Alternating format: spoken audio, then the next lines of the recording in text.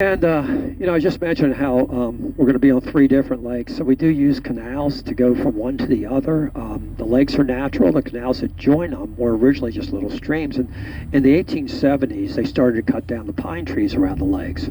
The lumberjacks that cut them down also hand dug these canals and did that to float the trees to a sawmill that used to be on the next lake. So, canals have been canals 150 years. And although this one's called the Fern Canal, it really has a lot of bamboo in it too. And so you're going to see the largest type of bamboo here on the right. There are different sizes in here. And then all this stuff that hangs from the trees, that is Spanish moss, which is neither Spanish nor moss. It's an air plant, technically an epiphyte. Come on. They used it for a lot of things in the early 1900s. They used to stuff mattresses with it, and found out pretty quickly it's full of bugs. So that is where the expression "don't let the bed bugs bite" first started also. And I'm talking about questions, but a lot of folks ask if these lakes flood. You can see the lots look low. They don't flood because there's a dam and a creek past our northernmost lake. The water here flows north. And it's set to keep these lakes from flooding. So what we worry about on boat tour for sure is the lakes getting low, because if they get too low, we can't get through these canals. And it doesn't happen that often. We were a little concerned about that earlier this summer, but we've gotten some rain now. But it does occasionally, And talking about how the water flows north, it eventually goes all the way to the Atlantic Ocean up in Jacksonville by way of the St. Johns River. So, hey, honey, what's up? Hey, guys. It's good to see friends. But anyway, so I was talking about going to the Atlantic. Some of Orlando's lakes also flow north into this next lake, which is Lake Virginia. So we get some of their water, too.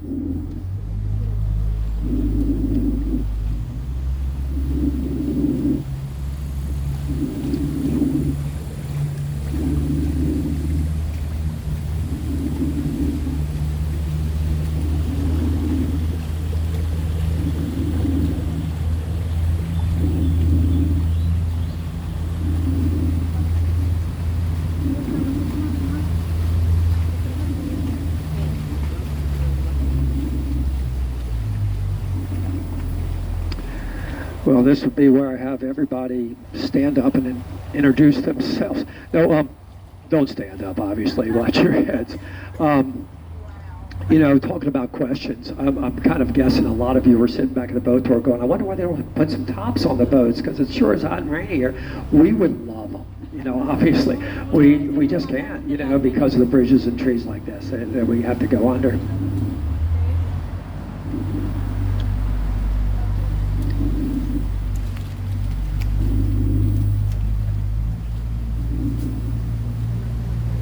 This, speaking of low branches, all these branches have a fern on them. This is the Fern Canal that looks like it's dead today, but just a couple days ago it was bright green and bushy. So when it doesn't rain for a few days, it starts looking like this. And then as soon as it rains, usually if it's hard, within an hour it's bright green again, and that's why it's called resurrection fern. That comes back to life really quickly.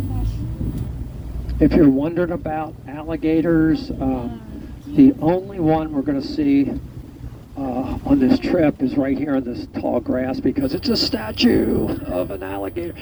We used to have a bunch of them. About 30 years ago, a lot of folks living on these lakes asked the city to remove them and relocate them. And they've done that to the point that today really is rare to see a gator. My wife saw one a month ago, but they pull them out when they creep in, and put most of these gators, when they pull them out of here into a lake this water runs to north, about 10 miles north of here, it's called Lake Jessup, and which is also one reason that Jessup has more gators per square foot than any place in the U.S. It's got about 11 gators an acre. And I think I mentioned this is Lake Virginia. If I didn't, it is. One of the first settlers of this area was from that state and named it after it.